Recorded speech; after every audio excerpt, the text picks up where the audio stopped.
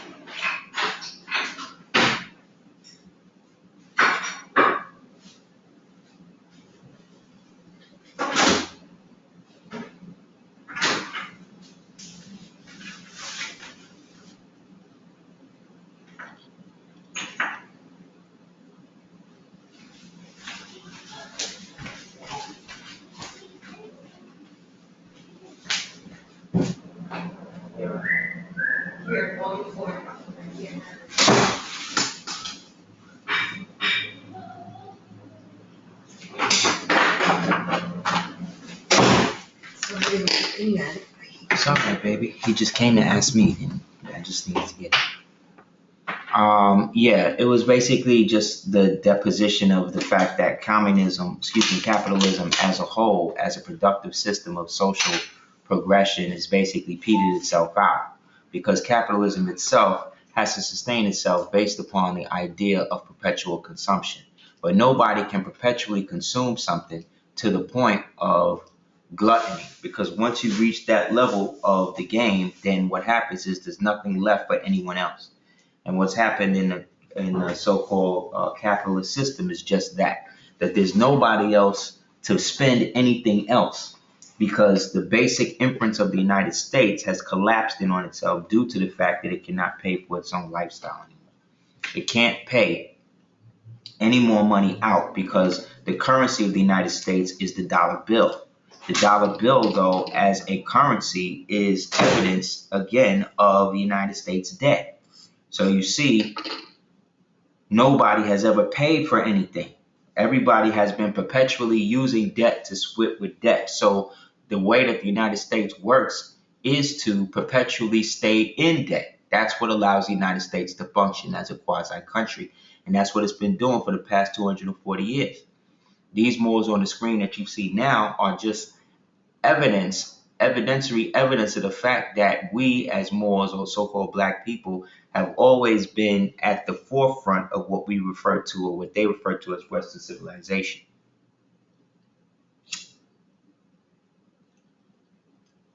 Western civilization as a whole was based on the vast estate and the destruction of the Moors. Period. All of America, all of the history of what we understand as America, is based upon the destruction of these people.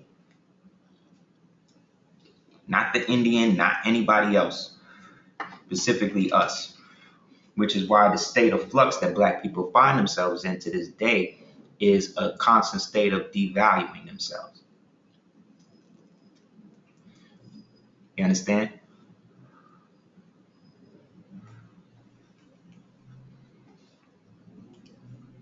So based on that, we've been saying that we were always from here, and that we ain't never been taken from nowhere else.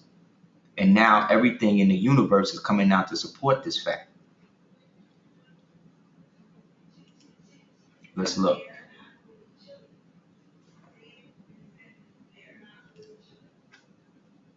Let me see.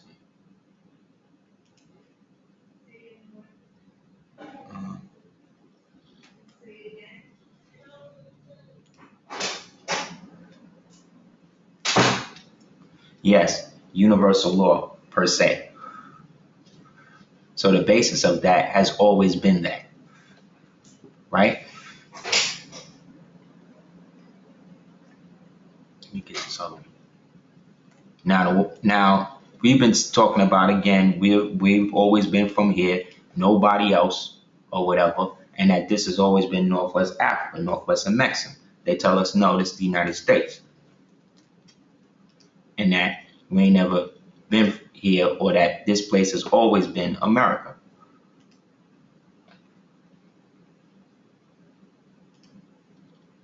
Well, that was until, if I could just pull it up for a second. Hold up. Sorry. This computer's kind of bugging.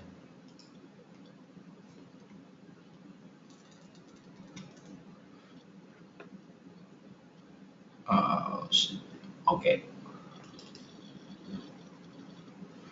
That's just what I was about to show you.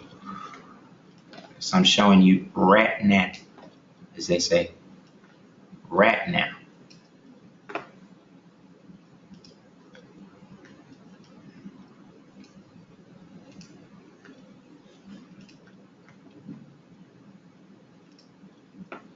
On the left side of your screen, you see your man. This is Malik Ambar. This is the Moor that ran what we now today call New Delhi or India even, or Pakistan. This was all Bombay. 250 million euro piece of Africa found in the southeastern U.S. Larger portions may still be discovered. Continental breakups are proving that just as destructive some human separations. Geologists have found a fragment of Africa embedded in southwestern U.S., a remnant of the rift that occurred between the two continents some 250 million years ago. Now, on the rift part, they talk about the rift, the actual continental divide, but they're also talking about the rift between the empire itself, coming from super ancient times to now. That's right. He said that in the 1920s. Here we are having to wait to what? 215 for the so-called white people to actually come out and say the opposite and actually tell the truth. But that's what the prophet said he would do. He said, "I'll make the European tell you the truth," right? So in that, there was an attempt to whip away Florida from southern Georgia, right? And what they found was they found the same magnetism in the ore, in the rock itself, that matches that of Africa. But look at the portion they showed. So basically all of this, right, is northwestern, southwestern Africa. Okay? So that deads all of the science, all of the stuff that they've been saying. A stretch of rock in the southeastern U.S. has African origin. So again, they're talking about all of us over here. Now, it's funny that most of the civilizations on the eastern coast of the United States are just that. Excuse me, the eastern, southeastern, northeastern aspects of the United States, North, Central, and South America. Boom, right? Here's some more evidence to corroborate what it is we're talking about.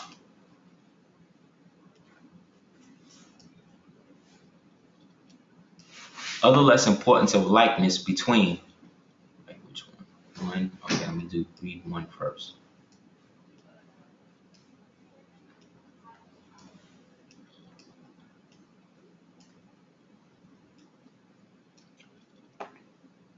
easily with the Christian nations, and thus as it were touching very hem of the board of civilization. Climate adds to the attractions to this region, which is removed from the cold of the north and burning heat of the tropics, while it is enriched with oranges, citrons, olives, figs, pomegranates, luxuriant flowers. Its position and character invite a singular suggestive comparison. It is placed between the 29th and the 28th degrees of north latitude, occupying nearly the same parallels of the so-called slave states of our Union. It extends over nearly the same number of degrees longitude of our slave states, which seem now, alas, to stretch from the Atlantic Ocean to the Rio Grande.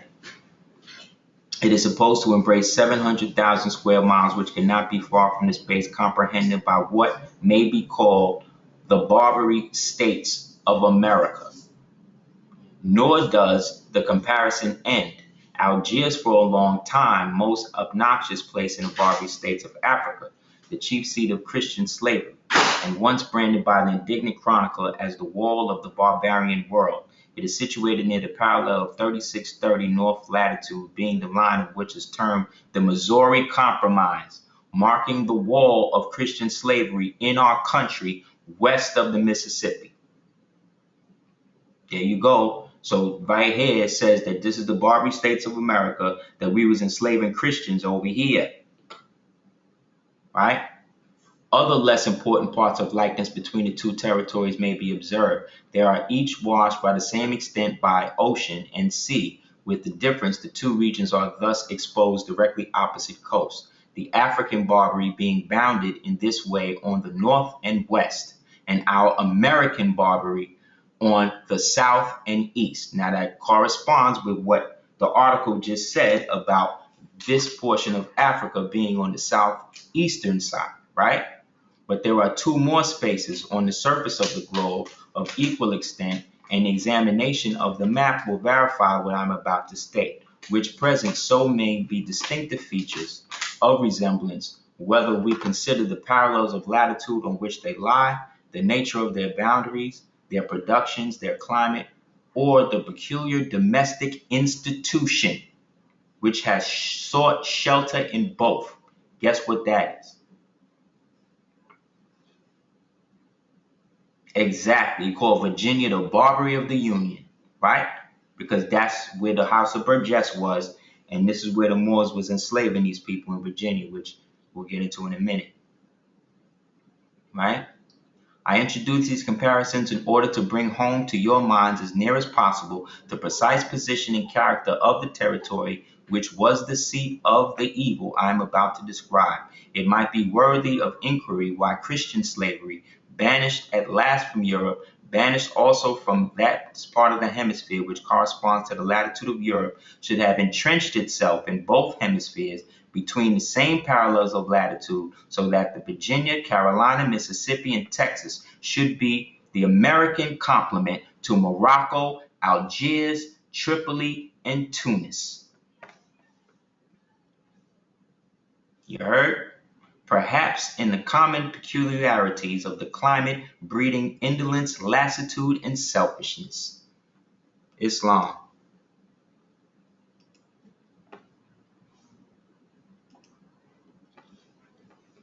So again, straight to the point, we always was here, and what this corresponds to again is the fact that we always was here.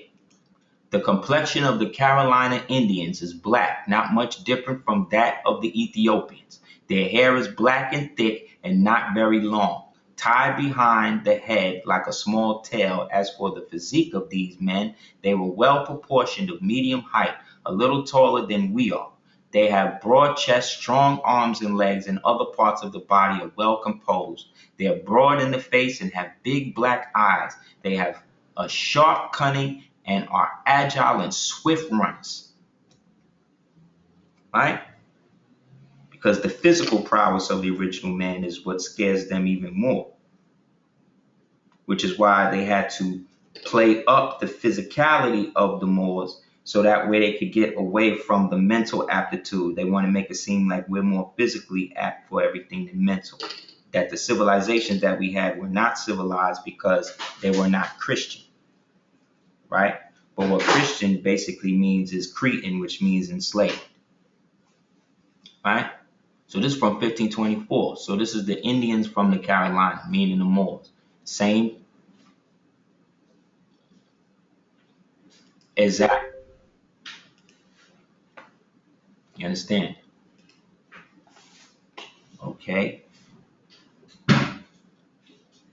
So as we have already basically deduced that this is Barbary here in America, this would also understand why we would find images like this here in America.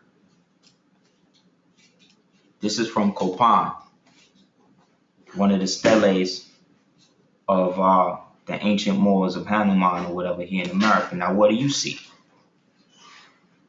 What are these things?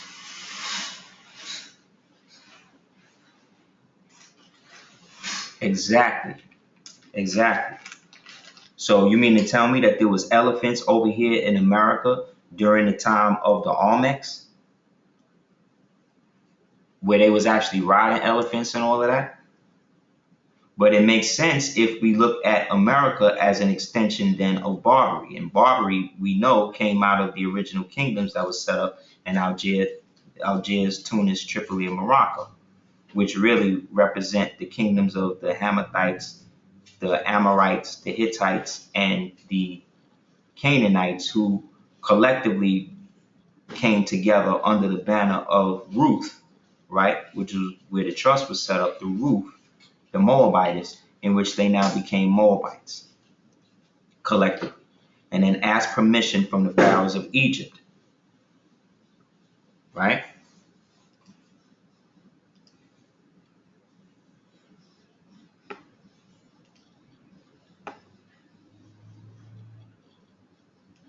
Okay.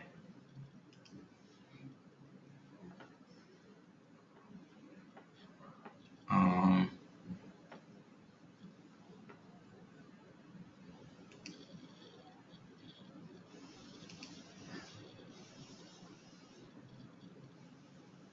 Now, when it says that they asked permission from the pharaohs of Egypt, what we got to also do the knowledge to then is what Egypt they talking about, or the fact that the new science that they then came out with was that Egypt knew no pharaohs. It was never ruled by pharaohs. Also reveals in his own word one of the biggest myths. And based on this ancient history, concludes that ancient Egypt was ruled by kings and queens, not by pharaohs. The king of Egypt had 5 titles. None of those titles was pharaoh or something resembling it. If Egypt was never known to pharaohs, then Moses never has put foot on the ground of the Exodus, right? The card must be adapted to the promised land. The promised land is what Martin Luther King and them was talking about, right? So if they weren't pharaohs of Egypt over there, then they must be talking about the pharaohs then over here. The only tribe that dealt with the pharaohs, or that called themselves that to this day, was anyone? We talked about them before. Anybody remember the name of that so-called tribe? Yes, the Montauk. That's very good, Mo. Yes, aka the Montauks, right? So that means when they was asking permission from the pharaohs of Egypt to come over here and set up kingdoms, then that means that they was actually asking the Montaucan people, right, who was already over here calling themselves pharaohs, if they could come back and reestablish themselves. Once the pharaohs and them said yeah, then they set themselves up kingdoms here and then set up the analogous kingdoms over there that we now today know as the kingdoms of Barbary. Right, they were pharaohs, not pharaohs, right? Right. So on top of all of that now, what we also got into was the fact that if this is the case, then that means that a lot of these so-called people who call themselves Kemites and stuff like that, right?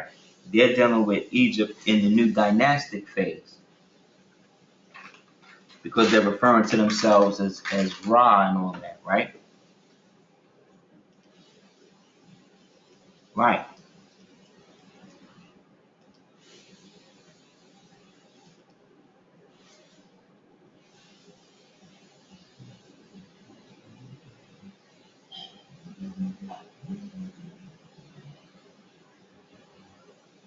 Get This other one.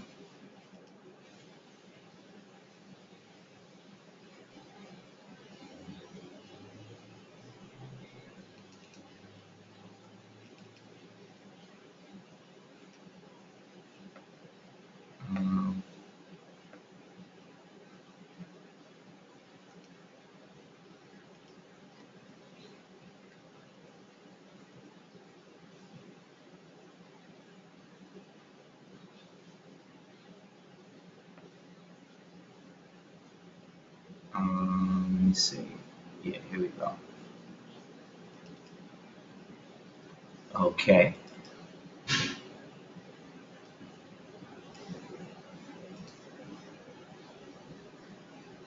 Yes, the Montauk Indians were Egyptians, aka they are the so-called ancient Egyptians, or the ones that was already here, right?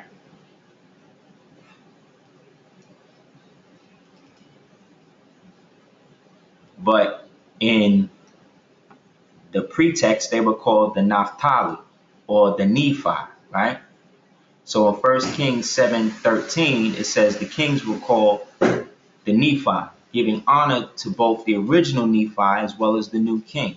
One of the best known public examples of the name change is that when it occurs at the time of the Roman Catholic pontiff takes office. The Pope not only receives a new name, but also as part of the enthronement ceremony, dons the new robes of his office and calling. The receipt of the throne name is, of course, a regular feature of modern as well as ancient medieval royal ascension rites, right? Uh, the new names. You want me to write it? You read it while you teach. Yeah. You want me to write it what I'm thinking? Okay. Right? The giving or possessing of a second name to be kept hidden from others is widely attested in antiquity among both the mortals and divinities. One Egyptian designation for a god was Amenophem, whose name means the hidden one. The myth of Re and Isis, attested from the 20th dynasty papyrus, shows the importance of the hidden name of God, as well as the true name of Re. According to this myth, Isis desired to learn the hidden name of Re so that she might gain some power that he possessed. Since Re had become old, he had frequently drooled. Isis took some of Re's saliva, which had fallen to the ground, kneaded with the earth, and formed a serpent in the shape of a pear. Remember Rick Ross was talking about the pear? Like, oh yeah, pears, shout out to pears, right? Subsequently, the serpent bit him, causing him to cry out in pain as the flame of life began to depart from him. Isis offered to alleviate Re's suffering through magic, an art which he was particularly adept, if he would agree to reveal her his secret name.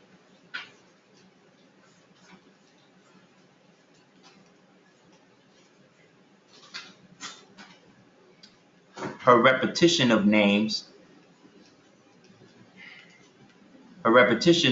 were already known to her, but it refused to provide him any relief until Ray finally tormented and in the depths of his despair revealed the secret name to her. In Vedic Indian, besides the name for general, right, the name Nama,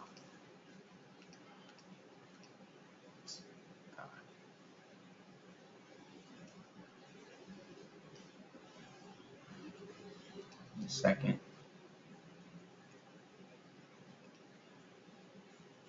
the name Nama, Circassian trusted tutor, was given to a child immediately after the birth. In the Greek magical text, the spirits and demons are also described as having hidden names. The intra-testimonial literature and other writings of the ancient Judaism and early Christianity refer to the hidden name. In Enoch 1, the fallen angel Kazbael, Becca, right, or Becca, requests that Michael disclose to him his secret name so that he would memorize this secret name of his, so that he would call it up in an oath, in order that they shall tremble before and this might and power of the oath. He then revealed to these the children of the people. Now the people refers or is another way of saying Lenape. Right. In rabbinic literature, the 4-letter, a 12-letter, or 42 or 72-letter hidden name is also apparent. Now, this is from a Mormon text called the Litany. What is it called? The Litany of Re. Here's an excerpt from it.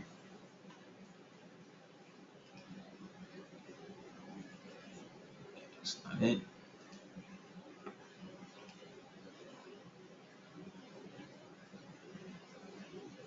The names of Re is an adaptation from the name Bey, a title given to the Moors by the Sultan during the Ottoman reign, as was the title Il in respect to the divine authority in any chosen field of endeavor. Meaning any field that you chose to get into, if you had the Il and Bey name added, you would always go to the top of it in whatever field or endeavor or undertaking that you involved yourself in, so long as you had that name. So that means that the name Re that we refer to in ancient Kemet is actually the public aspect of the real private name, the God name, which is Bey. The Spaniards adopted these titles to denote personages of high honor and esteem, and elevated their modern meanings.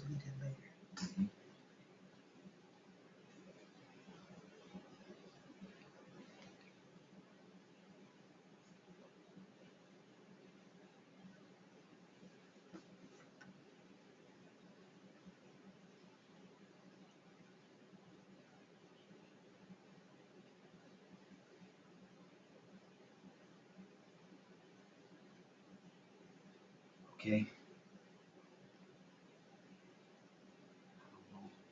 A day or two. She's gonna be in your debt, and it's gonna be a blessing for you in the long run. Okay. She might not stay, but I can at least. Okay. All right. At least you can go out. It's hard to take your time. You have some easy stuff. We can go somewhere. Okay. Stripping the title of denunciation of the religion of Islam under the threat of death, bodily harm, or plunder. Naturally, the children had no alternative, so they were herded into monasteries, indoctrinated, put across Portuguese ships, transported to America, sold to some other European nation. The idea of Christianizing Moors was so great that it became the duty of all plantation owners to make exponential effort to teach their cargoes Christianity immediately after they arrived, for fear that the Spaniards had not completed the job. The Moors who had Spanish names were compelled to change them in preference to European nation or nationality group to which they had been sold. This is why you find 1619 episodes from Jamestown, Virginia, related to Moors having Spanish names. There were many subsequent landings thereafter bearing human cargoes of slaves, all of which had Spanish names, right? Even the warped history of the colonial period. We'll respect this and explain how the names were changed, right? Later, the plantation owners went into a special breeding process which separated slaves according to pigmentation of their skins. Because of the lucrativeness of the trade, the European historians and men of letters found principle of separation of the races by a color scheme in order to facilitate the status of a slave within European society. There were no regulatory restraints upon men of letters who devised and revised standards at will with no thought of what harm a classification and categorization would promote in the future. Besides the havoc caused in stripping away of the Moorish culture, there was also a factor of divisionalism among European nations in matters of government and religion.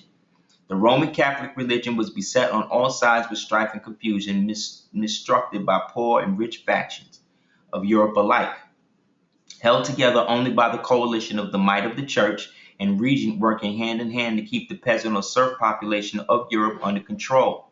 The peons of Europe were in a high state of agitation, and Christendom broke up into many denominations, concentrated into what is now today known as Protestantism or Protestantism. Anglicization and Catholicism. The Bible had been devised by the Vatican and subjected to many revisions by a score of European scholars, finally crystallizing into the King James Version in 1611. This book was one of the main instruments in teaching our people. Now again, this is from a Mormon book called the Litany of Re. So this is why the Mormon, like I told you, there's a lot of science in the Mormon stuff that they leave out specifically due to the fact that they don't want nobody to really do the knowledge to the fact that the Mormons is really practicing more science. Right?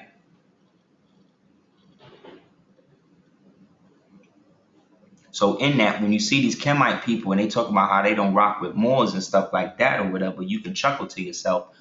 You can ask them, like, yeah, but you rock with Ray, right? You believe in Ray, right? And you're like, okay, well, great. You're an Egyptian high priest. What's the hidden name of Ray?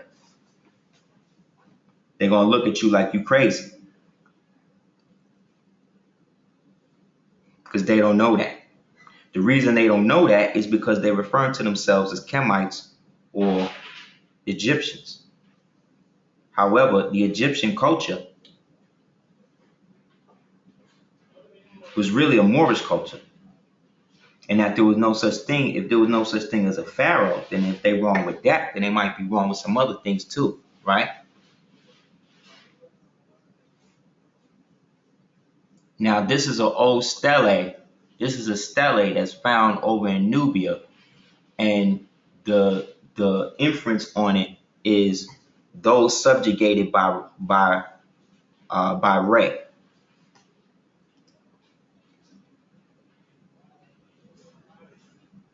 Now look at that. You see the Fez.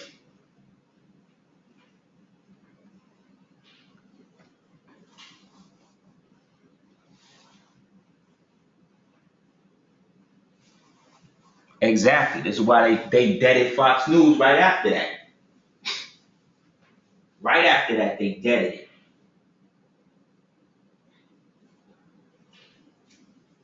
Right?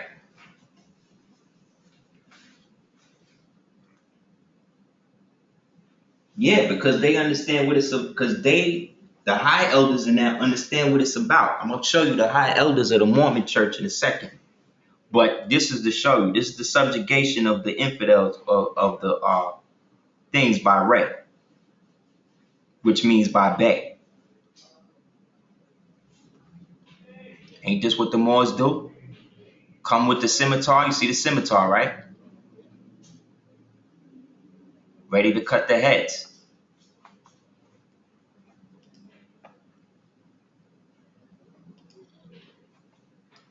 That's right, the Zul al-Fakar. Alhamdulillah, right?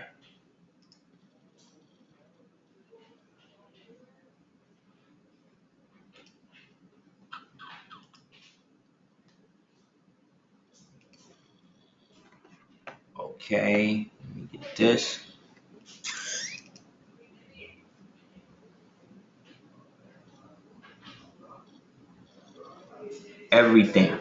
Everything in this country they got essentially from us in that way, right?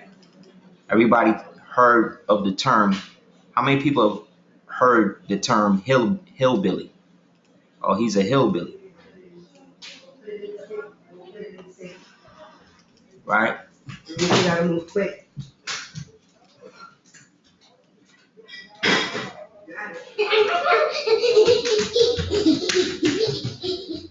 This is the Hillbillies or the Hillbillies. So when they talk about the Beverly Hillbillies, the Hillbillies were a group of Moors called the Hillbillies out of Khalifa. Exactly. When they talk about the Hillbillies or whatever, they're talking about the Hillbillies. That's these people.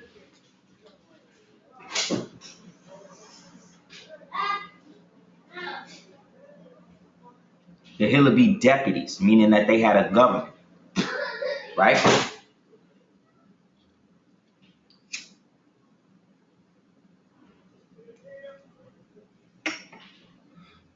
It gets better.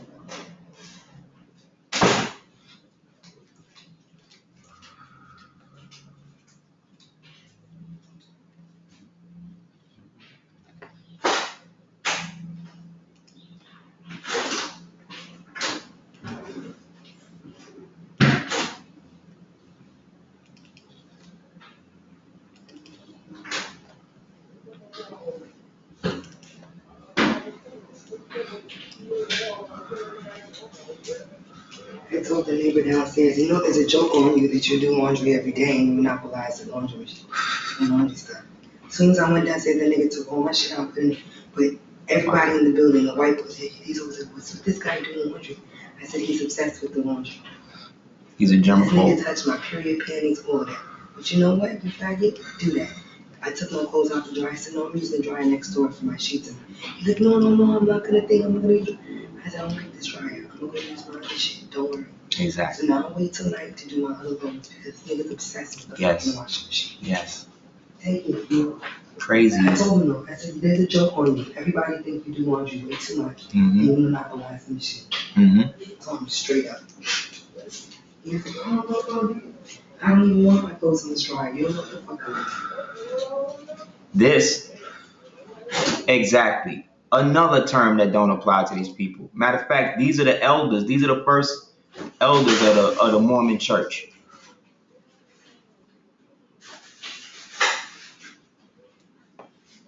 John Rock, Elijah Abel, or they refer to him in life as Elijah Abdael,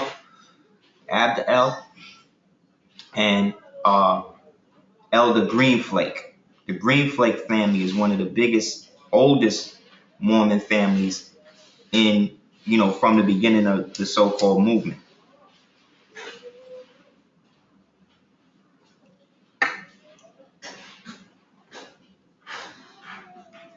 And as you can see, none of these people are Caucasian.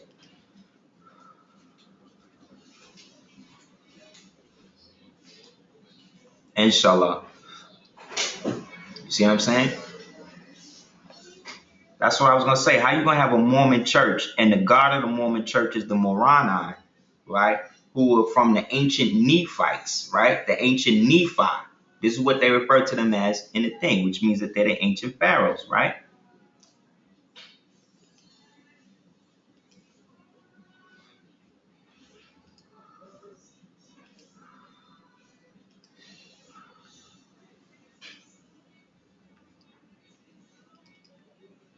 That's why when the postmaster went and asked them to show them pictures of their gods or whatever, the gods of the Mormons or whatever, you showed them this. They like, oh, well, who are these people? And it's like, oh, well, this is the Moroni. Right? Look at them with the malachite stones on the cedar wood in burnished brass. So that means that the gods that the people who started the Mormon church followed, all of those gods made salat and stuff like that. So that means it's you. You see him, right?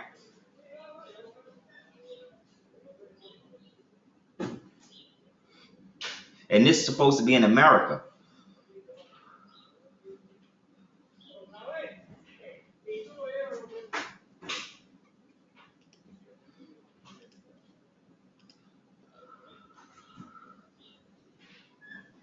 With camels. Just like we saw the picture of the Moors with the elephants.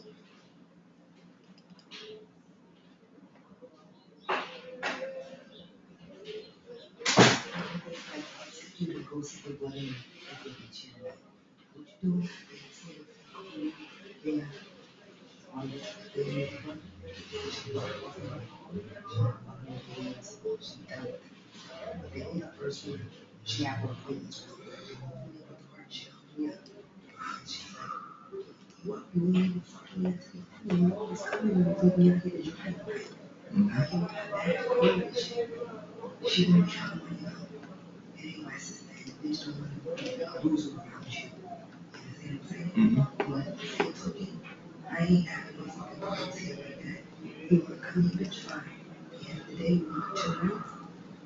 And take the book and be like, yo, go for it, give you something. That's good. You think she would take it. And she feel bad. You're not Indeed. family. I said, I'm just glad you're not family because I've been there with no With family. nobody. I told her that. And I've been on this show. And I can take my master's and my degree and shove it up my ass.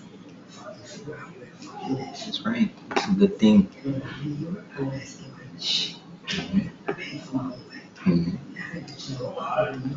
Curry up the street, bitch, you better fucking Mm-hmm. You can't watch the other day. Every time. This is a photograph of two Canaanites in Palestine before the genocide. These are descendants of the Canaanites, Philistines, who were mentioned in the Bible. So when they talk about the Palestinians that they're killing and shooting and blowing up over there, this is the Palestinians they're talking about. The Arab people we see on TV, that's just for America TV. But the actual people they bombing and flipping on all that is black people.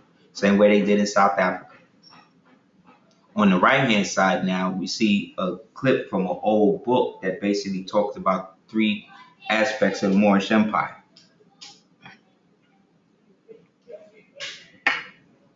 The Caliphate or Sultanate, the Khanate, and the Americanus.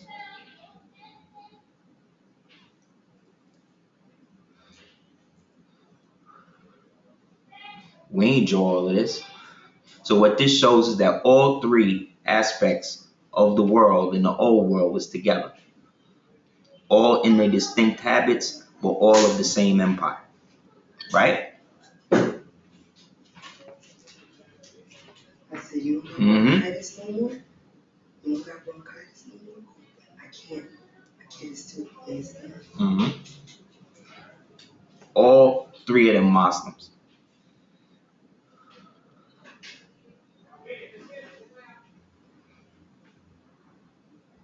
Because the Americanos also represents the Amerindian, which represents the Naga and the Southeast Asian people.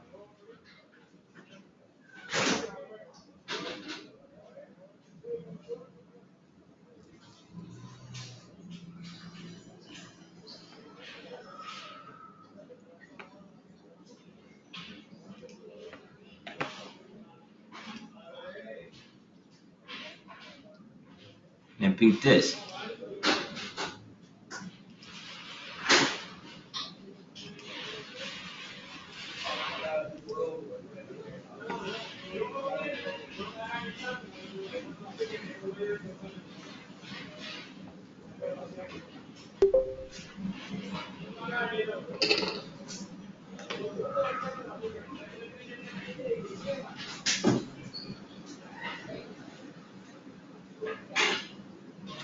What is that?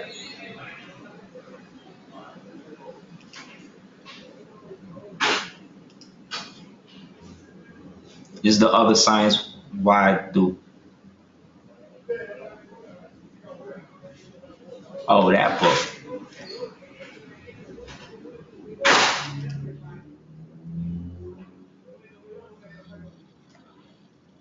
This book.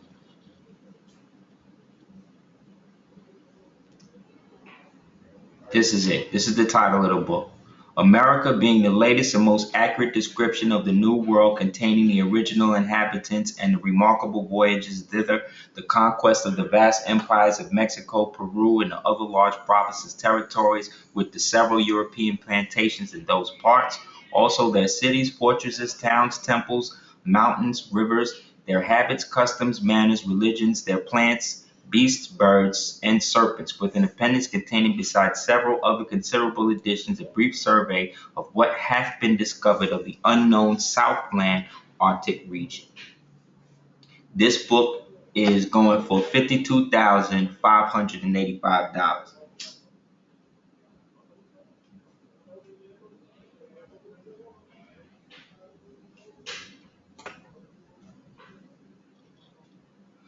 That ain't nothing once you get your full paper credit popping.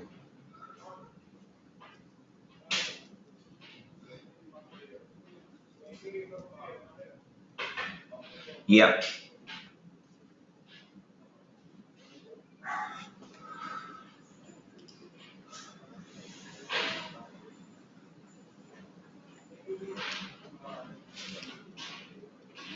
In it, there's a whole section that talks about marijuana though.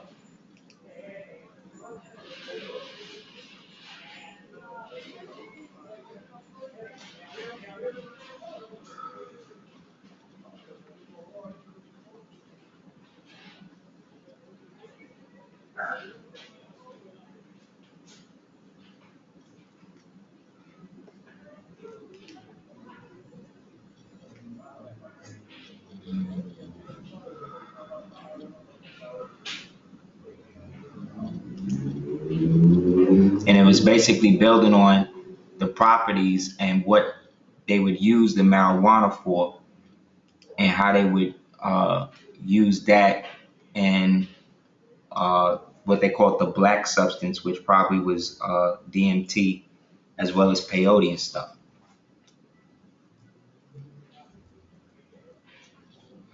And the marijuana thing was very significant, and how, you know, they used it, and they would basically say that the Moors was able to astral travel with it. Well, that makes sense, because the other day NASA found this. NASA discovers THC on a meteorite fragment. Researchers who analyzed meteorite fragments in search of microbacteria data found the presence of THC, which is found in various plants, most famously in the cannabis plant.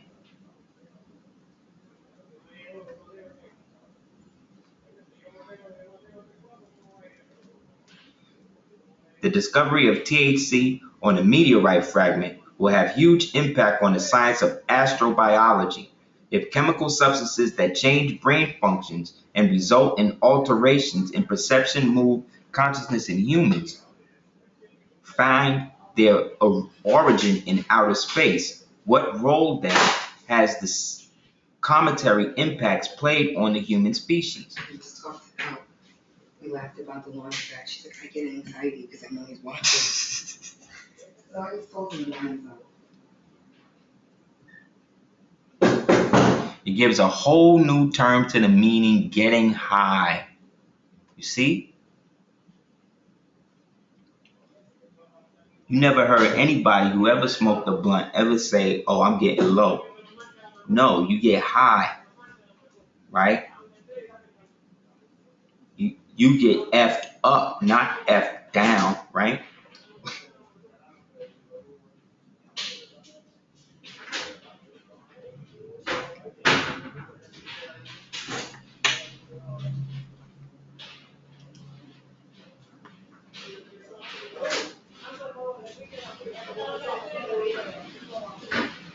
Now, remember a while ago, I told you they said that they found a, hold up. Wash my ass.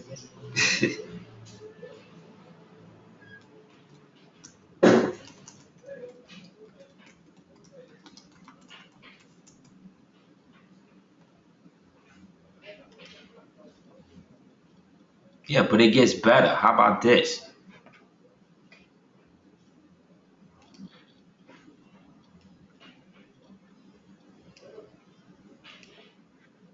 NASA discovers a new planet covered with marijuana. NASA has announced this morning that they have discovered a planet completely covered with marijuana.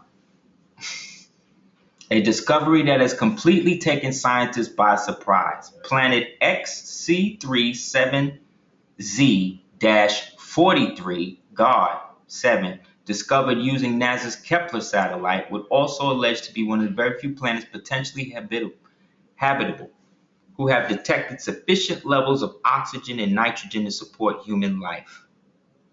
The presence of marijuana on other planets could strongly encourage future generations to take interest in space exploration. Because now what this means is that they need to incorporate, this is why, remember the movie Planet Express, Pineapple Express? It started with the government dealing with the weed. This is what medical marijuana is. It's strained weed that they find in little pieces of stuff, and that's why it became so much more potent than the weed that was already used. Remember, they was talking about how up until 73, right before crack came out, there was this huge marijuana drought. Niggas couldn't get weed nowhere. Then the next thing you know, crack came out, and then that's when the government started experimenting on weed, and then that's when the people in LA and all of that started growing and became a real cultural phenomenon. Most of those people, again, came from the private and governmental sector. A lot of this weed is extraterrestrial in nature. So if there's a whole planet of weed where people can go, you think them people ain't trying to get there?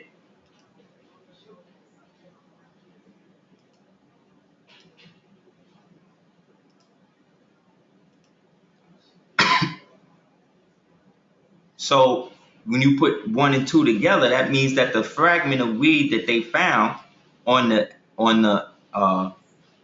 meteorite is probably coming from a piece of this planet or some other planet, which means now weed can be known and used in hyperspace travel. This is the spice melange that was written about in the movie Doom. Remember the gas? And everybody was high, and it was the spice melange that allows you to fold space, and it's this brown substance. And then the navigators who took so much of it became like worms, and they would swim around in it, in the gas. This is it. This is it.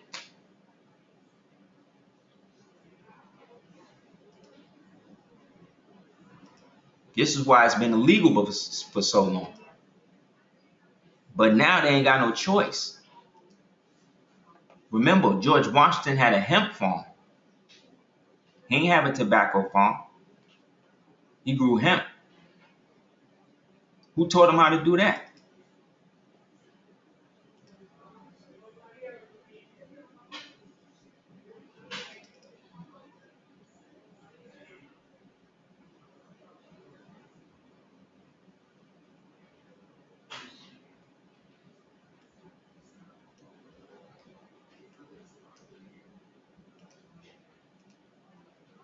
When one researches the word Negro or nigger scientifically, genetically, or linguistically, what do the first facts reveal? Who or what real genealogy or consanguine history and makeup are you researching? What is the true linguistic biogenetic categorization and classification of the words Negro and nigger? The truth about nigger has much to do with the ancient genetic research technology and experimentation carried out in the Yucatan Peninsula at Mexico, right, of Central and Mexico, Africa, and executed also at Patagonia, what we now today call Argentina. A core aspect of these ancient experiments had to do with the cross-ovum, cross-blood, and cross-gene hetero into the Homo perfection manifests. These scientific hurdles were accomplished at Patagonia of the southwestern Mexico by the ancient Moabites. So what this again corresponds to is the cross ovum generation by which black people became adopted by this term that was now used to switch the history. So they gave us their history and we took theirs. So when we talk about the Paleolithic man, the hybrid nigger, we're talking about the heterogeneous experimentally created Occidental, not Oriental, meaning that he was created down and then put up. He was created in the heat and then put in the icebox. Manifested from this.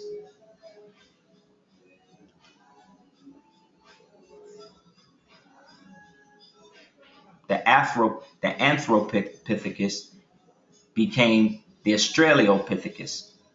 And from the Australopithecus manifested what adapted into the troglodyte nigger, super chimpanzee, or what they sometimes used to refer to as the shaved ape.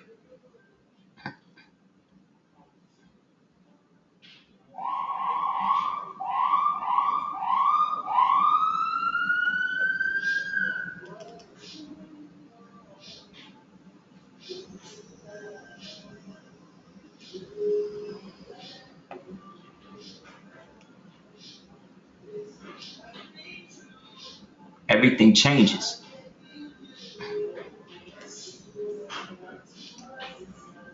Like Mauritania was right here. You know what I'm saying? But now Mauritania's over here.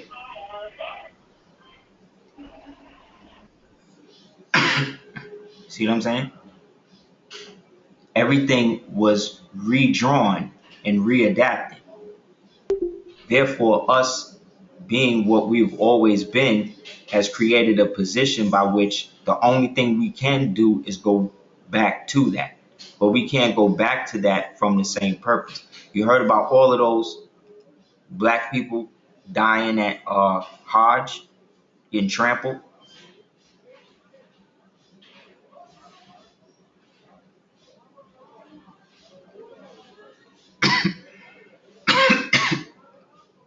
They just stacked all the bodies up and blamed all of them for it. Said it was the African pilgrims that messed everything up. Meanwhile, the Saudis are just as black as them.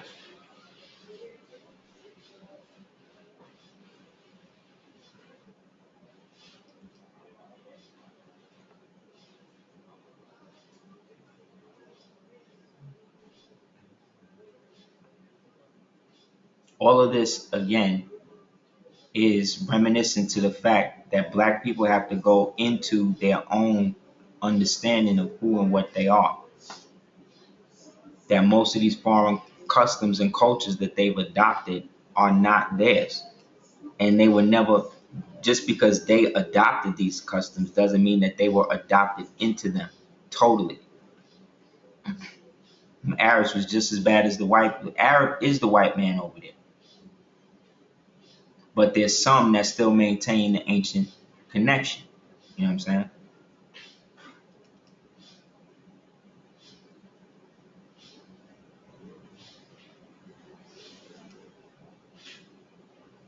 There's a book called The Romance of Antar that one of the stories deals with what eventually became the end of the empire. But it's romance, they're poems written about Malik Ambar. The whole thing is about him.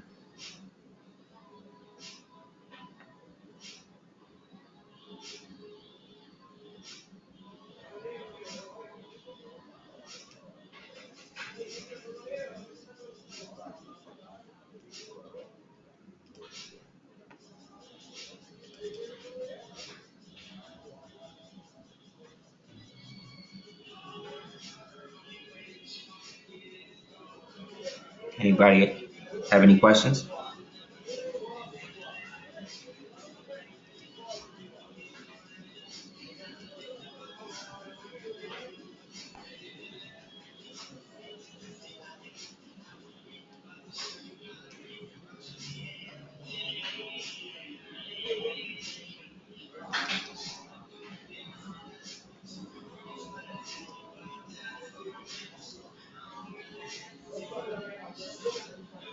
Yeah, that's where the Treaty of Jeddah comes in. But my opinion is really more about establishing the position of the fact that we are the descendants of all of these people and that we've consolidated ourselves now as a state through the temple that allows us to function, to take over and create reliquaries to hold all of this stuff and be able to create museums where all of this is put back into its proper context while using it to establish the basis of a society and a people who understand how they are genetically and directly descended from.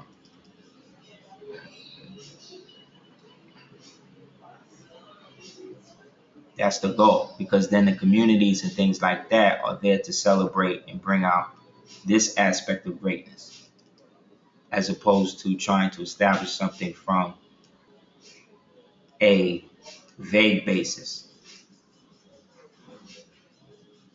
Like, you prove the Egyptian aspect of America's origin by accepting the Moorish aspect. Because again, the hidden name of Ra is Re is Bay. So the ancient Egyptians then are the Bays and Eels, who were the manifestation out of old Canaan, right? Who created themselves kingdoms in what we refer to as the Carthaginian Empire, who basically were able to create the ascendancy based upon being descendants from Noah, who was the one who set up the international law after the Great Rift, after the Great Flood. So because we dress like these people and embody these people today, and given the proper context in that, through a governmental interface, we now create the position by which people can have their own societies again. All of what we know as the ancient uh, dynasties of China and all of that, in the modern, in the semi-modern aspect of that, all of that came from the time of Tamerlane, who they call Timur. Timur being the Moor. The Turkish dynasty, the Mongols, the Huns, and all of that came from him.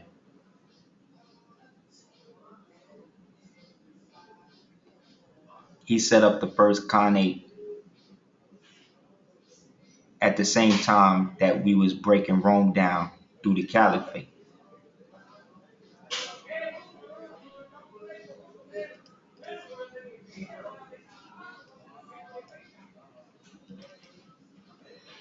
Yet we are not giving him the due as being a Moor, even though this corresponded with the expansion of the Islamic Empire.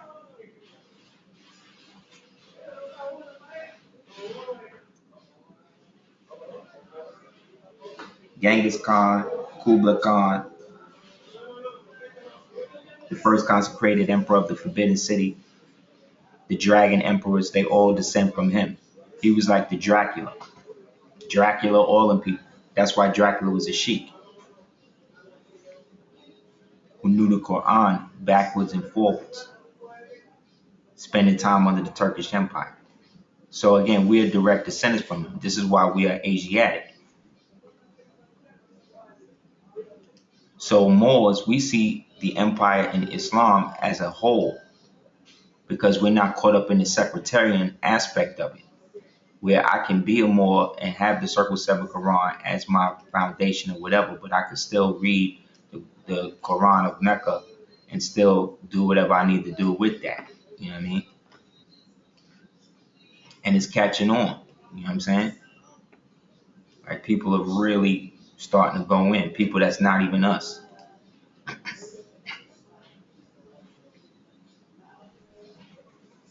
So the fact that we on it, we are the cusp, we are the future of so-called Black America as it moves forward. So long as we consolidate ourselves in a manner by which our states are secured, and we can take advantage of the fact that this is Barbary.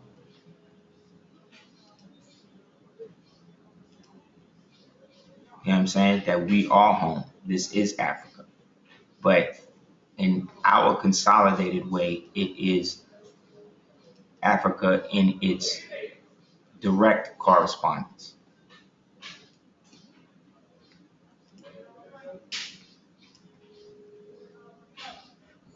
Because we lie on the same parallel. So this septentrional map is accurate in terms of how we can view ourselves and our region or country today. So this with the exotic map is how we then rebuild aspects of the Societies Republicae Confederate Americae Sigillium Magnus by first establishing ourselves individually as the states and, you know, making sure that we have a steady interest in the American system by which we're able to, extend and do the things we need to do as far as, discharging and proper credit and all of that type of stuff, which once figured out leads you automatically to do not detain lists and not, being forced to contract with these people.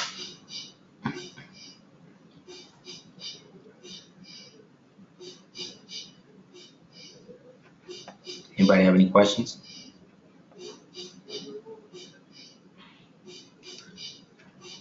This was the Black Oath that Francis Wilson put out.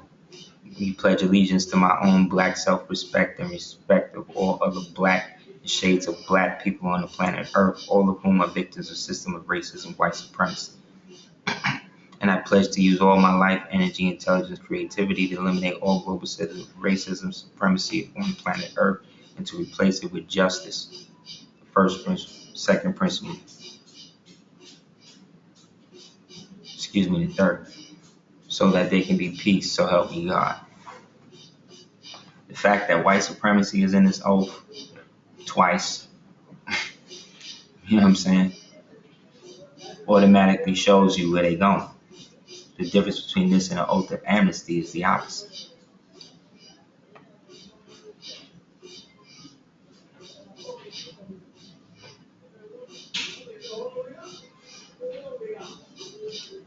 Yep, I'll send you the app.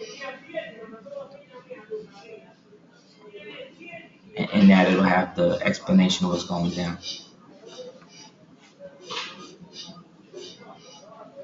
Anybody have any other questions?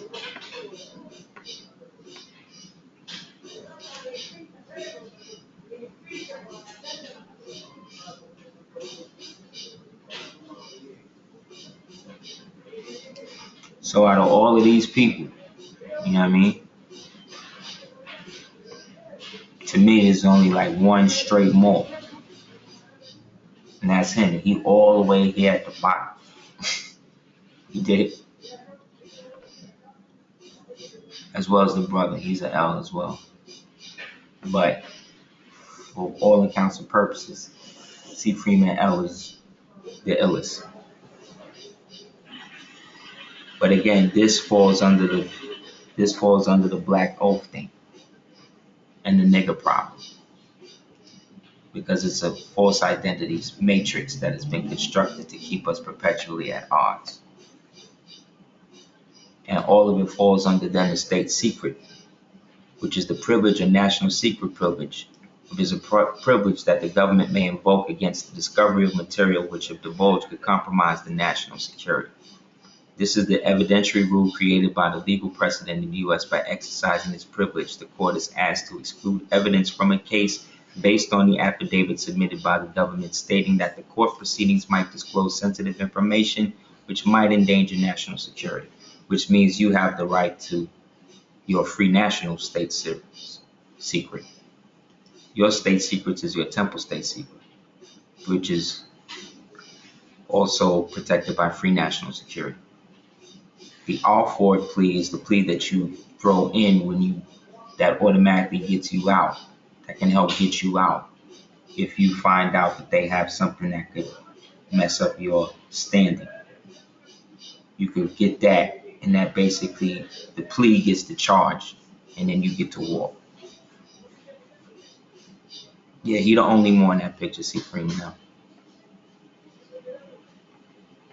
So these are other things we'll build on, in future classes. But essentially, all of these people who talk about all this Kemite stuff, again, they wouldn't know none of that if it wasn't for people like this. Because these was the people that was actually speaking the hieroglyphic language and all of that. That led to the translation of it all into Arabic, and then from that into the Greek that came later. So thank you guys for coming through again. And you can send the $30 to dugateers@gmail.com. That would be great. And if you guys have any more questions, just let me know. houseofhell@hotmail.com. And again, man, thank you guys for the participation. I hope you guys enjoyed it. All right. Peace.